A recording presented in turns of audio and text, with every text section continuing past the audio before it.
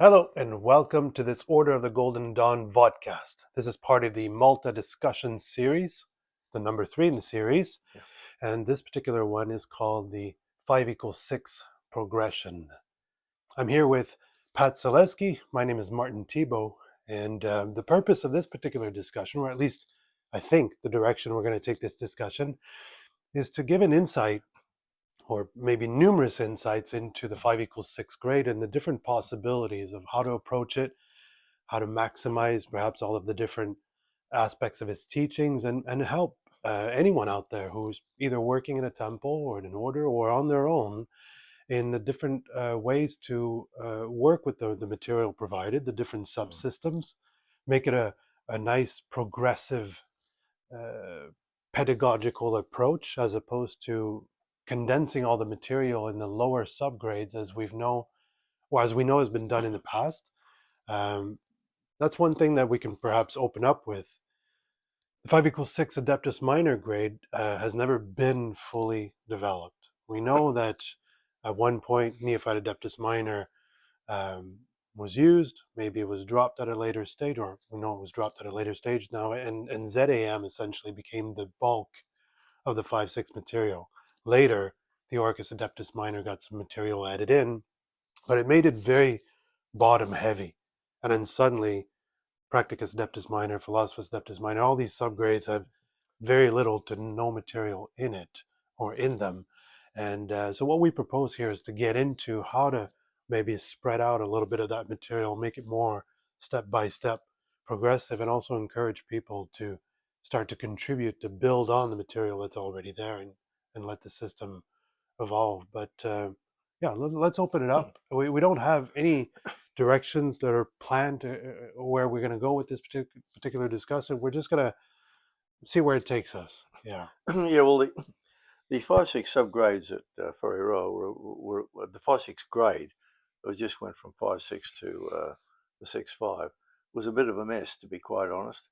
It was all over the place. Different people had different ideas on how to approach it, but there was no real, in my opinion, systematic go from there to the next level in progressive manners. They would take one aspect and go to another. I've spoken to probably 35 people overall, I think, that I know of that went through, or at least 30 people anyway, that went through the 5-6. And I think that I did ask elements of this particular question, and they got all different answers. So we tailored the video for people who are sitting in the 5-6 grade and are not too sure where to go from that point on. Now, there are people in temples that when they get the 5-6, they got nowhere to go. So what we thought we'd do was present the 5-6, which incorporated basic elements of the subgrades as well, because we're bringing in the subgrade elements there. So it would be a more fuller 5-6. And even then, we're probably streamlining it a wee bit. There are probably some areas that we haven't touched, but we're trying to do this for someone who really wants to have a go at this and is a little bit stymied to a certain extent by the amount of material and learning in some sort of progression rather than just being all over the place. At Ferrero, it was very, very difficult. People were studying tarot at 1 minute, then they were studying elements of the 4-7 at 1 minute, then they were studying elements of the 3-8, and it just went back and forth. I found that a commonality. Totally, it happened during the whole progression area. While the chiefs did have some sort of a structure to it, or the wardens did, there was problems with it in the latter stages, and the problems of the people that I spoke to that went through really from the 1930s all the way up to the 1950s. So what we're trying to do is for people who are on their own, studying diligently, and want to do this progressively rather than all over the place, try and put a little bit of meat and potatoes to it. Or even temples who are building up their structures still, looking for maybe inspiration, ideas on how to formulate, how to lay it out. Yeah. It's just our thoughts on it. You can do whatever you like. You can accept it, reject it. It's just an idea that we had for those more people. There's more people out there in this situation than there are people in temples who have it at pretty much a level playing field and they got the progression, but there's a lot of people that don't. And this is for the people that don't. I'll even probably throughout share a little bit of how we do it in OGD. It's just one way to do it. The bottom line is there's no right or wrong way Yeah, to that's go about that's this. absolutely correct. Yeah. Yeah, it's just a way, not the way. And we've done it. Martin and I put our heads together, and we've tried to make it as progressive as possible. And I think we've done this.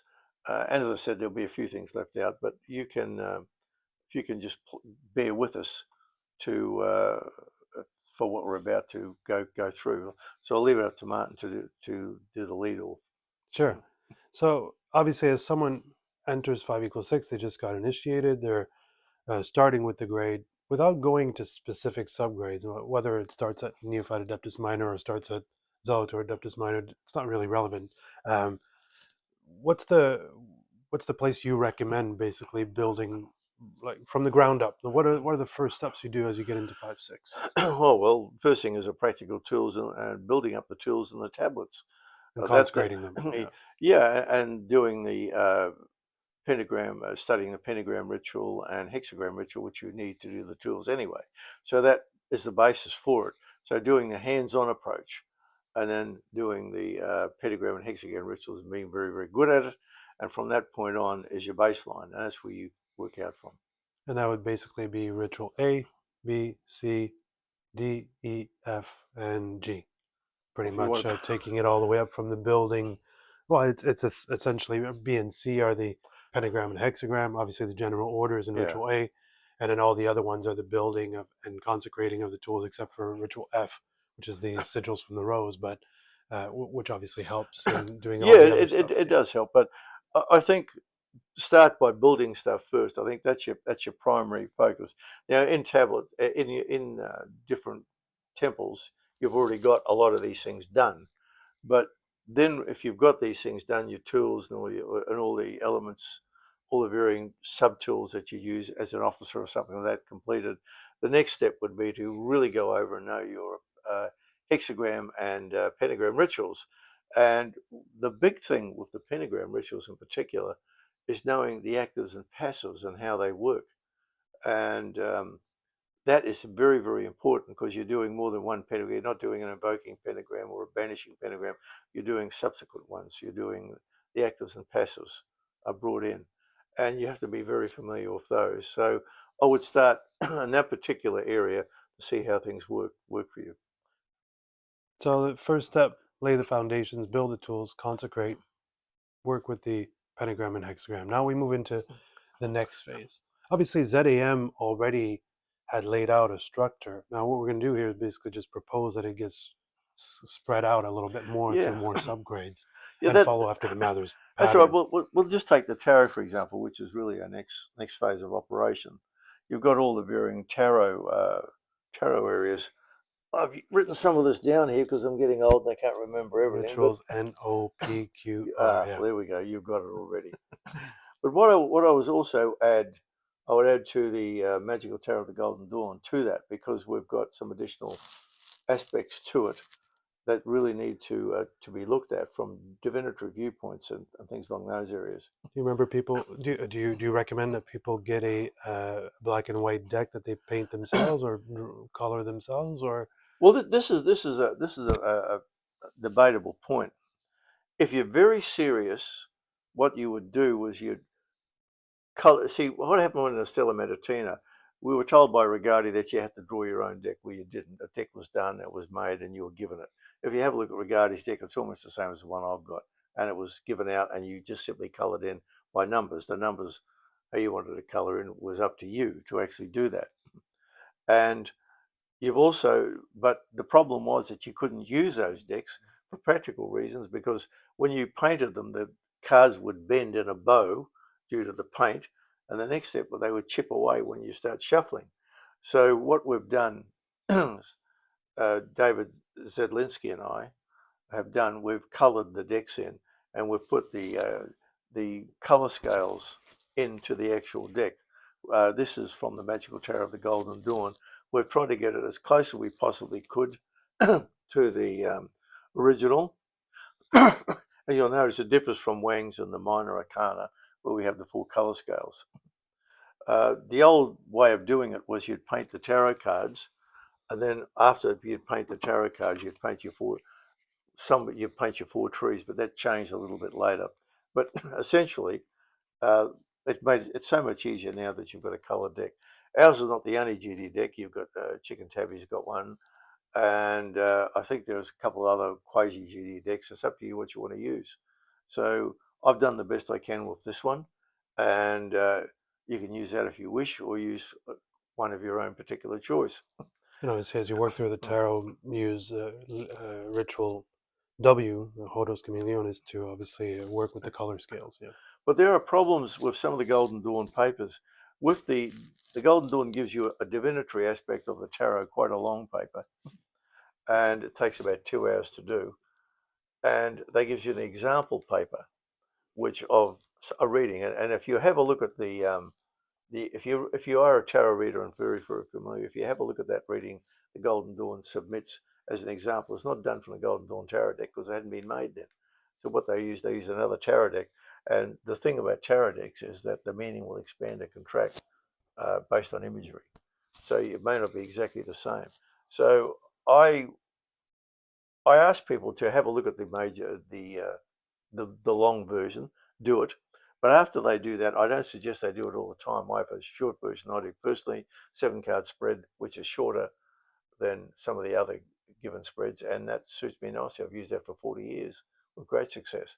That's what you should be doing on. And if you want to start divination, I'd do it daily if you could, but base it on something worthwhile that you can check to see if it's going to work or not. Get something out of the newspaper, news of it that you know you're going to get a result from, and see if you can go ahead and actually see what's going to happen before it does, and you can confirm it afterwards. That's a simple way.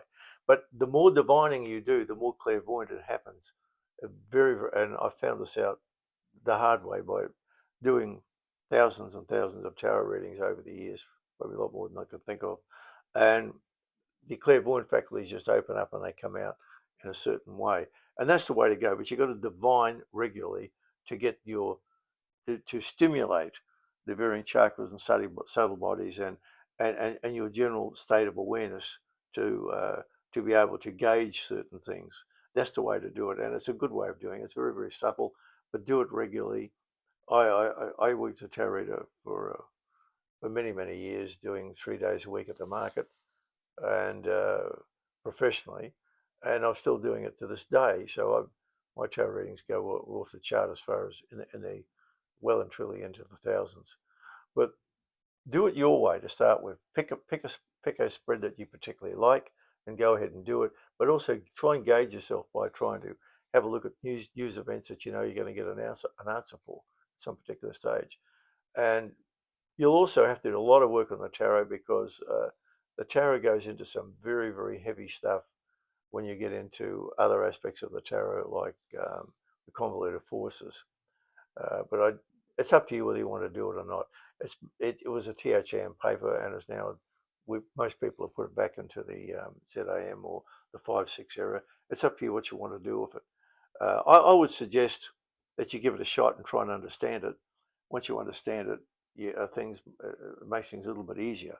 That's one of the most profound aspects of the system. Convoluted fruits, for anyone who doesn't know, is just a part of the true method of astrological divination paper, and it's just a very, very deep and insightful aspect of the system that definitely deserves attention.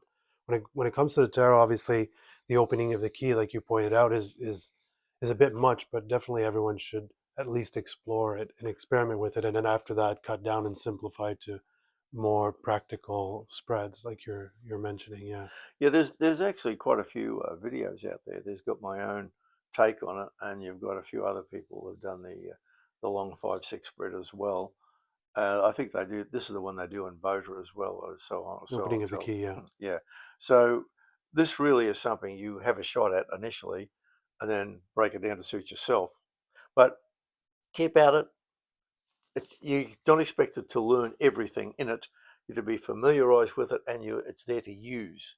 Once you start using it, things open up within you, and that's part of the deal. But you've got to study the tarot readings, and my book summarizes some of the actual cards in a little bit more detail than what they were actually given. So so by using the Magical Tarot of the Golden Dawn, you get a summary which you can go straight to, and it's a narrative all the way through. It's not full of instructional aspects of it. So it cuts things down and lets you do it. If you want to use that, do it. If you don't want to use that and use something else, by all means, go ahead and do it. But that's the way to approach it. The idea is divine as much as you possibly can within reason without being an idiot, and go along those particular areas. That approach, by the way, of going with something more elaborate, more complex, uh, is always the way to start. But what you want to do is definitely reduce from there. I mean, the same is true of Z2 or any Oh, consecrations or absolutely, anything. yeah. It always starts with a very elaborate formula that eventually you know what you can remove from it. You know how you can refine it and gradually bring it to a much more practical, efficient, straight to the point approach. And that applies to divination, to evocation, to just about every part of the system. Well, once you've handled the tarot to enough to be aware of them, the next step is the Enochian system. Now, a lot's been said about this, but how Mathers intended to use it, as far as I'm aware, he was going to study in the ZAM, he was going to study the Servian squares. The next one, in the THAM, he was going to be studying the cherubics. The next one was supposed to be the Calvary crosses in each particular quadrangle. And the other one was supposed to be the main central cross. And the last one was the Tablet of Union. So he was going to add on what to do in each particular grade. So there's enough Enochian material out there to tell you what to do in each particular level. There's my own work, which I've put out there on Golden Dawn Enochian Magic, which you can have a look at, which again is a summary. The book actually takes in a lot of other areas. Now, if you want to, I wouldn't suggest you just start from my book and do the whole thing all the way through. I'll just do part of it, and I'd come back later and have another look at it and add to it at a later stage. Or you can have a look at somebody else's Enochian system, which I'm sure you'll do anyway. Pick the one that suits you and the one that gives you the most understanding on what to do. Uh, my Would you agree that it's a fair assessment that a lot of these other parts of the Enochian system that you talk about in the book, like the Bonorum, and so the stuff that comes out of the Heptarchia Mystica, that maybe there's room for that, but beyond the 5-6, or not necessarily within the 5-6 Well, itself. you could do that. I would just, the 5-6 really doesn't need to get too much into the Heptica Mystica and the other stuff. Just do the tablets and work on the tablets, and leave that for another day for something else. You don't have to. It's up to you what you think you can handle. To be honest, that's the way it's going to work. But I wouldn't try and push your Enochian system too much, because all the tarots that you've just learned, when it goes into the Enochian system, it goes in and gives you a balance on the tablets through an analogical process. Well, unlike what some people seem to make it out to be as some crowning jewel to the system, the No, Enochian system is just Regarding a small subsystem, part of the bigger system. Yeah. Regarding and I had a big disagreement on this. He thought it was a crown and jewel, and I said, no, Francis, it's not. There's other aspects of the GD system that are more important. And he was quite taken back. And the God forms, for example, I think they're far more important than the Enochian system, but the God forms are used in the Enochian system as such, and you've got to understand that balance. So when you start looking at God forms, you'll see that in the Enochian system as such. You'll see it in the Enochian system variants, such as Enochian chess. So there's a lot there. I'm pushing things from my side of it, but if you favour other particular books, certainly do it. I'm just making suggestions for you based on what I know and what I learned, and I'm going to push my own stuff. So on the one side of what we're presenting right now, we start with the tools, get into the tarot, go into the Enochian system. So, but in parallel, we know that Mathers established a pattern for also breaking down and studying the different initiations. Oh yeah. Right. It starts with the neophyte, Z1, Z3, and even the whole formula of the magic of light of Z2 is extracted from that. And then after that, he continued with the papers on the 110, the 12 gates, the heptagram paper, the hermetic cross, and the whole analysis of the 110 itself. Yeah. And in your book and in your teachings, you show people how to work now with the universe card and the moon on the tree of life and all this stuff extracted out of the 2-9. So that pattern is laid out. Do you recommend, or is that something that you think is is a good Well, approach to do the two side by side as you well, work the through it. biggest failing at Ferry Royal was structure. They got that wrong, in my opinion. It was too fragmented and too up and down. They knew what they were doing very, very well, but they didn't know it all. And the structure, not having a clean focus point on the actual structure, was a bit of an area. But if you get into the Enochian system and start looking at the Enochian system and the God forms, you'll come across that with the chess pieces, and you'll come across that with the Enochian squares as such. But that's not really the God forms and ritual, which comes to our next stage. Now, God forms in ritual are really just looked at really in the naught, and it hasn't been really pushed much past that point. Also on the 110, we have actually summaries of it. So I wrote a book called God Forms in the GD Tradition, which gives you a whole basis of how the God forms work in all of the outer order rituals.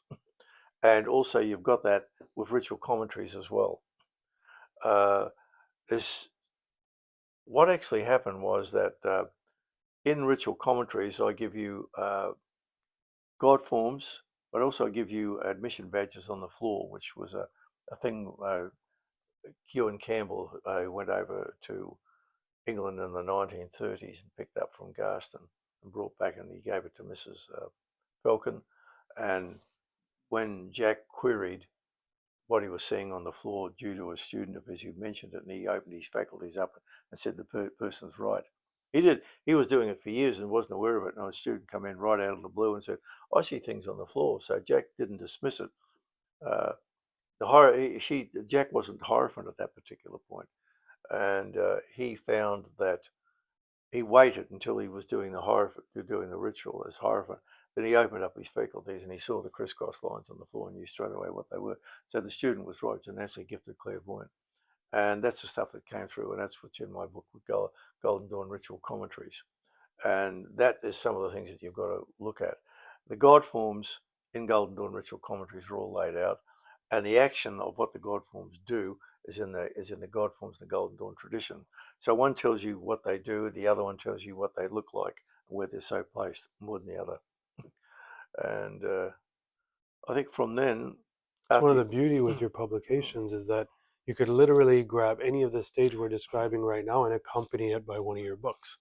yeah, Essentially, whether if you're working through the tarot, like you said, Magical Tarot, the Golden Dawn, if you're working through the Enochian system, obviously Golden Dawn Enochian Magic book is fantastic. And then the ritual and commentaries and the God form book to work with the God form. Do you think there should be any alchemical studies in the 5-6 at all? well, that's a tough one. I would say be aware of basic alchemical stuff because you introduce that in the outer order rituals. Yeah, like Flying Roll 7 obviously introduces it. Yeah, There's a little bit of but if I was in the 5-6 and you wanted a general study on alchemy, you would have to have things laid out. I first brought alchemy into it in the Kabbalah of the Golden Dawn, where I put the 3, 7, and 12 letters of the Hebrew alphabet, and also by analogy through the elements, the planets, and the signs through to the 3, 7, and 12 alchemical steps. But I think I'd rather get back to a later stage than that. But yeah, you could study. I think you should. You should start studying. at I a did. base at least. Yeah, and I did one Golden Dawn alchemy in Golden Dawn rituals, which is a good start point. And you've also got the works of Garston, who did a couple. This is not lab alchemy. This is just summarizing, and it's not really psychology as such. It's completely different. So I tried to follow Garston's way of looking at it, and I found it worked. And for me, that is anyway. Anyway, I hope the others do. But if you have a look at my book on alchemy, which I thought was probably one of my better books, which will be republished soon, I think you should have a look at that if you really want to. And that'll give you an introduction to it, of how things work, alchemy in the ritual itself, which may help you at a later stage when you do your own analysis at a later stage. But we're trying to give you things in order here of how to do it. Mm-hmm. So really, with the God Forms in the GD book, you transition. Next thing you go is the chakras and subtle bodies, which I'll try and explain while we do that now. You want to lead off on that? Or... Yeah, so that's an interesting one. Chakras, subtle bodies, is how to incorporate that. Because I mean, ultimately, you kind of want to be a little bit in tune with that every step of the way. Because as you go through the consecrating of your tools, or as you work with the Enochian system, I mean, these things are constantly being triggered, and you're going to feel things. So, is it something that you recommend studying a little bit of every step of the way, or only deeper in? And do you have any books that you recommend for this? Well, this is an interesting one. Well, the chakras and subtle bodies I put in and the Kabbalah of the Golden Dawn, and I compared them with some aspects of the Kabbalistic soul. And what I did was I put certain subtle bodies related to some aspects of the Kabbalistic soul. Like, you're forever being told that you've got the Ruach that goes into the Shama goes into the Ruach. You've been told this time and time again, but it's almost meaningless. What's happened is that you have the purity of the Hebrew way of looking at the Kabbalistic soul, then you've got the Golden Dawn lens, which is different. If you want to see a comparative study, look at Lenigan's book on the Kabbalistic soul, which you find in Pappus's book on the Kabbalah. He wrote this about 1840, I think, or some very early on. Can't remember the exact date. Might be a bit later. Have a look at his version of the soul and see how that works. But the trick is, I think you need a comparative study of the soul to get a gauge on it. And if you're going to look at that, you look at subtle bodies just on their own. Don't forget the chakras for a moment. Just look at the subtle bodies. The subtle bodies will tell you the equivalency that I've done, or I've tried to do at the very, very least, will give you a measure of how the Kabbalistic soul and the subtle bodies work together as can be compared as a unit. Now, a lot of people may disagree with the way I've done it, but at least it's something to go by, and probably at a later stage you can eventually go in your own direction and do another comparison that probably suits you. But the Kabbalistic soul of the Hebrew mysticism is not exactly the same as the Golden Dawn one, and there are differences. And that's what you've got to keep in mind when you read it. So you can't bring out something, a long lost Hebrew text that says the Kabbalistic soul says this, probably written about 1750, and you'll get another text, say, written about 1860 that says something different.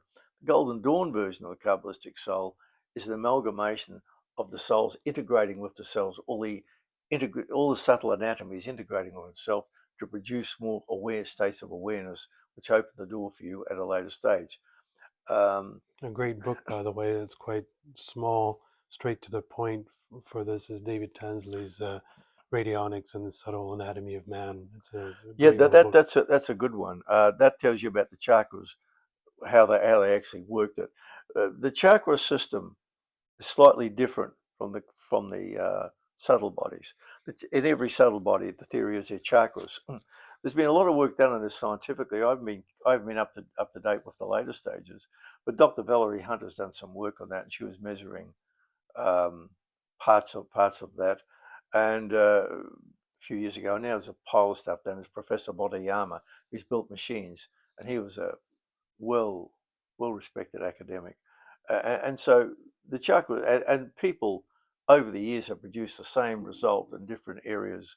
For example, if you go have a look at Ledbetter's book on the chakras, and he's got all these coloured drawings. They actually came, I believe, from a student of Jacob Boehme, who was clairvoyant, who actually wrote them. And you compare them to the wheels that the Indians see in Indian literature. So you've got a comparative study from different times and frames. And even the Rosicrucians had the chakras were respected in the body. So it's been long established from different areas. And if you have a look at this, if you doubt it, have a look at the scientific papers of Valerie Hunt to start with, and check Motoyama's papers, and go on beyond that, because I haven't looked in recent years too heavily at the recent ones that have done it. But the machines we've got now and is so sensitive they can pick up these things very, very easy. I was told this morning that they're basing chakras now on light photons. So this is one of the areas that they're looking at as well. So check your information out if you want a scientific aspect of it. If you're not happy with it, ignore it. If you are happy, you want to go ahead with it, and you consider the chakras as chakras. There's a staggering amount of literature on chakras. The easiest one, as Martin suggested, is Tansley's work, which gives you a baseline of chakras to work with, and you have others coming through. Uh, the reason we're looking at the chakras and the subtle bodies, as I've tried to use them in Kabbalah the Golden Dawn, is because the next step is looking at the Z1 and the Z3. rituals, which is an explanation, Zuri, of So you don't recommend breaking down the elemental rituals, starting right at the beginning and doing it side by side, what we're explaining now, but actually waiting until you've done weapons, tarot, Enochian, God yeah, form, subtle bodies, and absolutely. chakras, and then get into the neophyte. Yeah, I do, because once you start getting into Z1 and Z3, they talk about the sphere of sensation. And the sphere of sensation is a general vague term, and people have torn their hair out trying to figure it out. But generally, if you look at what you've got there is the emanations coming from the body. If you want to look at it from its almost literal perspective, you study the emanations will come out, but the emanations are energy coming from the subtle bodies within you. So it's the emanations of it. So when they talk about the sphere of sensation, they're talking about essentially their aura, and just by another name, for reasons not known to me. And the auric bodies are similar to the subtle bodies, but not quite the same. So now you get into the neophyte ceremony. So if you were to position this a little bit in a subgrade type of structure, what would that look like so far? Are we still all in Zealot or Adeptus Minor, or all in Neophyte Adeptus Minor, or how? Just to, Well, I'd say you're probably at ZAM at particular level to start with. But see, the trick here with the stuff we're giving you is I'm giving you an order of how to do it. Now, what you're doing is you're going along and you're thinking, okay, I'll have a little bit of this, a little bit of that, which gets you where you need to go. That's what most people do, in spite of what the rituals, the paper suggests. But later, you come back in the 5-6 and go over them again. So it's something you go over repeatedly, go over and flip constantly, and you're going over this type of stuff. But the reason I've held back going to other particular areas, which we'll get into in a minute, is that you get an inkling of how the subtle bodies and chakras work, or the sphere of sensation work in ritual, which Mathers is trying to give you in parts. And I've also got, if you read my Golden Dawn ritual commentaries book, I've actually gone into a commentary on each particular ritual. You can have a look at that for a start, and that will give you one idea on how to approach it. But when you get to writing commentaries on the actual rituals, you start off. That should be really left until you've mastered all these techniques. It really should be left until you get to you've mastered what you need to master. Then you start writing the rituals up. And as I said, you'll come back to this. You'll probably do a small couple of pages at first, and you'll come back maybe a couple of months later and build on it. In a couple of years' time, you should have something about this big. That's what happened to me anyway. I'm a bit prolific in my writing, but I got verbal writage. You do write a lot, yeah. Yeah, and verbal with it. But it's a disease sometimes you wish your dad didn't have. When you get to the writing all this stuff up, you start from the beginning. Don't make the mistake they did for a row, and they were all over the place trying to do 4, 7, 3, 8. You start from the naught ritual, and you do a commentary on each particular ritual all the way up as a baseline. Then you come back on it time and time, months, years later, and you slowly build this up. So you have a very, very substantial knowledge of this, even when you get to higher levels in your respective temples, and or you can come back and build on this again. It's a never-ending thing. It's an open-ended construct. But the commentaries are important to the rituals. Some of the commentaries you've got at the back of the Ferro rituals that we had were done by Waite, or so I'm told. But I think you have to do your own. Put your own spin and understanding. If people see my stuff, they think, well, oh, okay, I agree with some of that, but I don't agree with all of it. That's fine. Some people might think, okay, that's a good start point, but I'll build on what he's done. It's up to you what you want to do. I never push my ideas down someone's throat, but I'll certainly, if I'm writing something and I've done something worthwhile having a look at, I'll let you know. Well, how do you see Z2 fitting into all this? Well, I'm going to leave that one till later. I'll leave that one till last, I think. I'd rather leave that one till a later stage, because if you want to do Z2, I think you've really got to have a handle on Z1 and Z3 to get the feel of it. Because remember, you're doing rituals, initiatory rituals, you're doing it with people around you, so you're feeling different energy patterns. You feel it consciously or unconsciously. When you're on your own, in the floor doing a talisman ritual in the Z2 or something similar. You're on your own, and you've got to identify the energies around you. They're going to be slightly different to the ones you find in ritual, but there'll be certain points there. So it's really an energy awareness situation. That's why I'm leaving it till last, which I'll try and explain when we get there, which is almost now. Well, I've got this piece of paper here to give me an idea on it. No one bats 1,000. My memory is not that hot these days. The study telling an evocation rituals, we've selected two in my book that I did, tried to give you a rundown on how this actually works. So it's a very, very big one. I've given some examples of Bennett's rituals with Falcon, and you get an against the inkling. obsession, yeah. Yeah.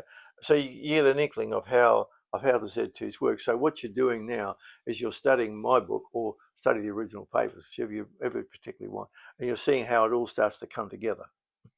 Well, before we go too far, there's an almost endless debate on when you do your elemental weapons, what names you put on.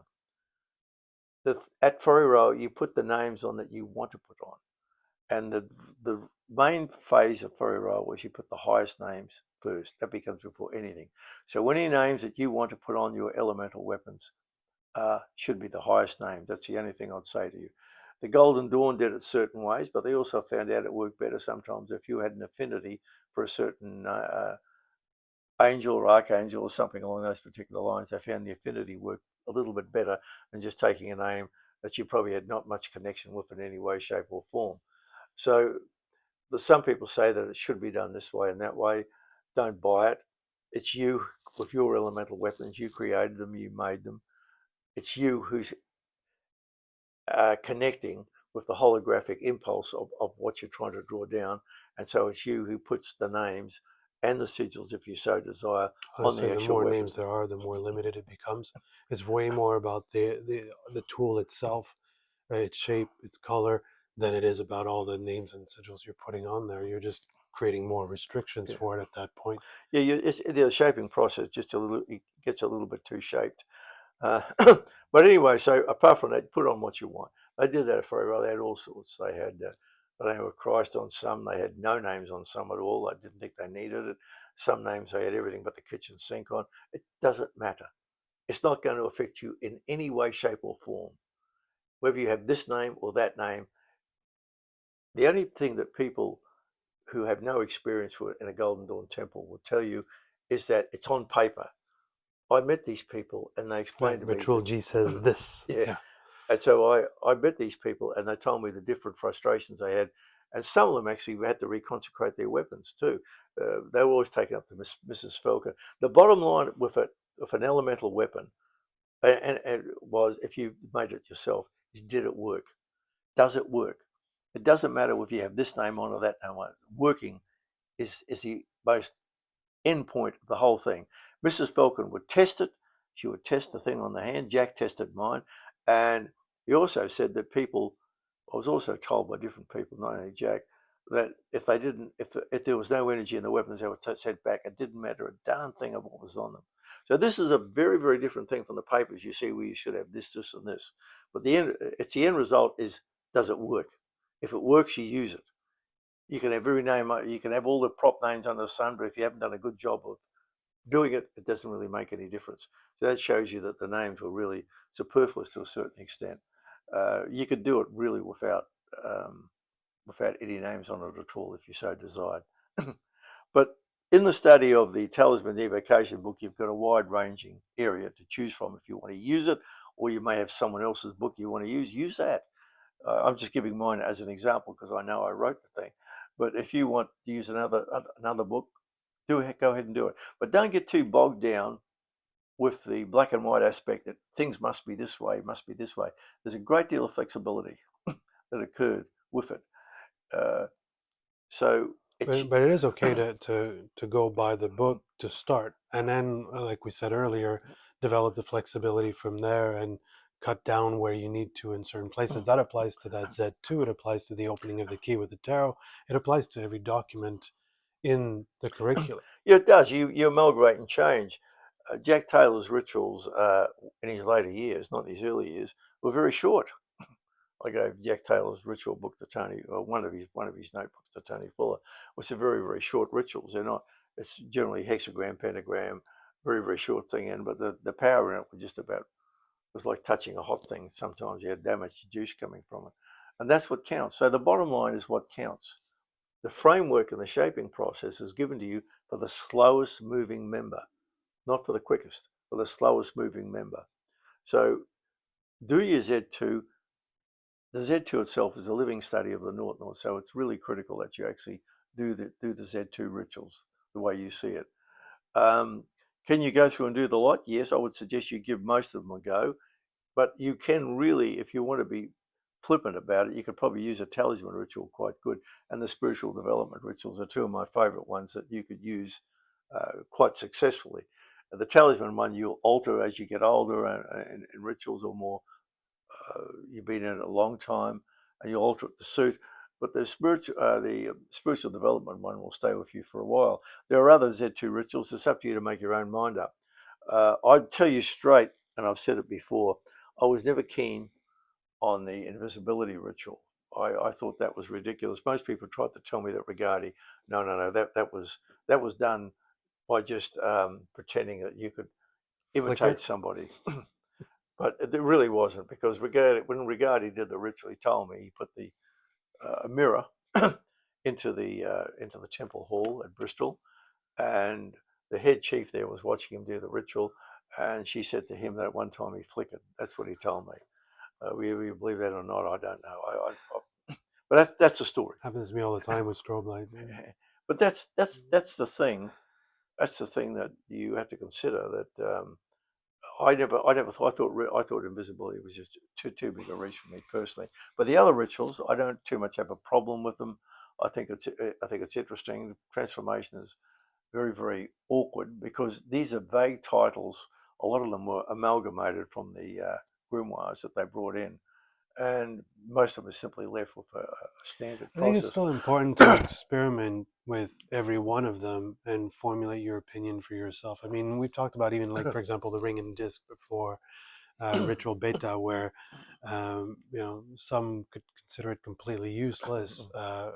For me, it's important that every part of what's in there gets explored, gets experimented with. Like here in OGD, one of the things we do with the structure been showing up until now, let's say from the weapons to the tarot to the Enochian god forms and all that, that progression is definitely there. We line it up side by side with the analysis of the different grades. Yeah.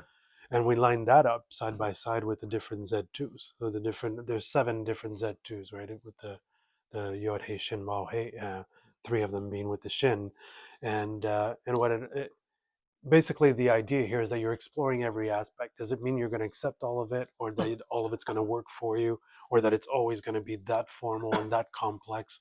Definitely not. But by going through it, you're able to determine that for yourself. No, We've even done it through agree. a 7 subgrade system, I as opposed to 4 or 5 subgrades. We've actually extended to 7 subgrades to make sure that the whole thing is spread out actually evenly and working side by side.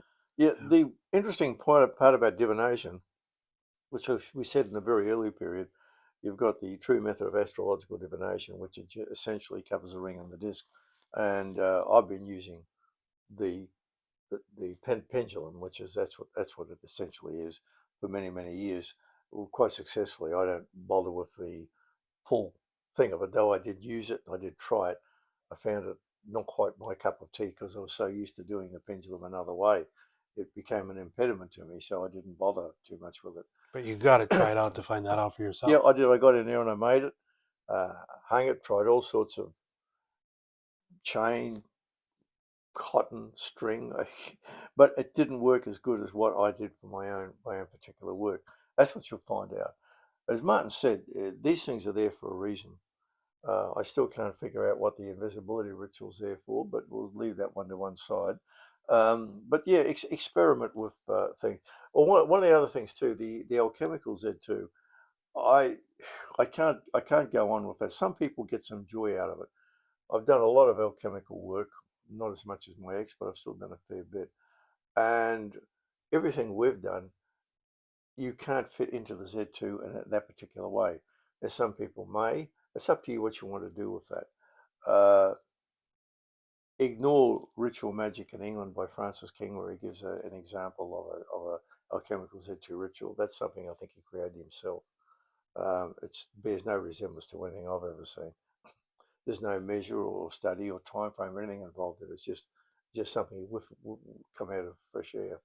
But anyway, so those the way I would go for doing the 5/6 as a progression, starting from what we did and working our way up to the Z2s. And how you divide that through the subgrades obviously is entirely up to you. The bottom line is the subgrades are just names, right? They're just divisions within a single grade to just make it more pedagogical, more progressive, and obviously maybe having some exams in there and keeping the progression steady, as opposed to having everything bottom heavy in ZAM and then next to nothing higher up after that.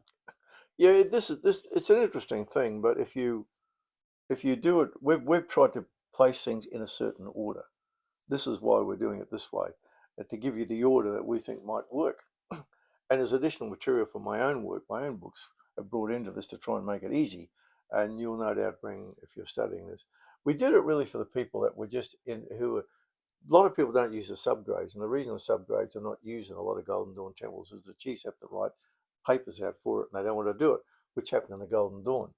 So all of this is generally focused on people that just have a ZAM and that's it, go to the 6/5, which really is the way they did it for Ra. So we're trying to give you the fullest aspect of the 5/6 possible within reason. And you won't, the stuff like the commentaries on the actual rituals, you'll keep going back after this time and time and time again, even though you may have progressed well and truly beyond the 5/6. And this is just the 5/6 only. Subgrade it, divide it, or keep it as a whole, whatever you particularly want to do. But if you listen to what we're doing, we're trying to give you the order sequence that works best for us. It may not work best for you, but I'm suggesting you have a shot at looking at this. And if you want to make adjustments, just simply make them.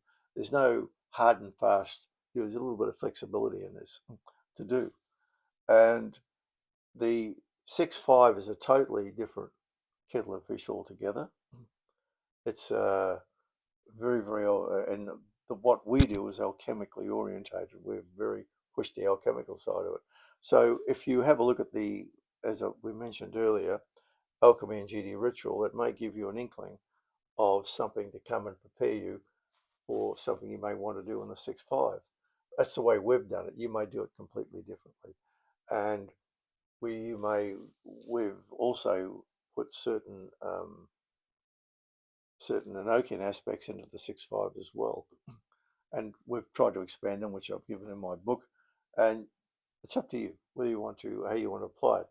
But we did this to try and give a bit of a push because, as I said, people don't really do the subgrades, and this tries to give you a little bit of an orderly sequence. And it's probably not for everyone, but if this takes your fancy, use it.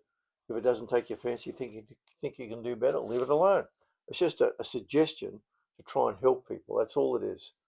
And I've said to people before, if I don't want to use my work, use somebody else's.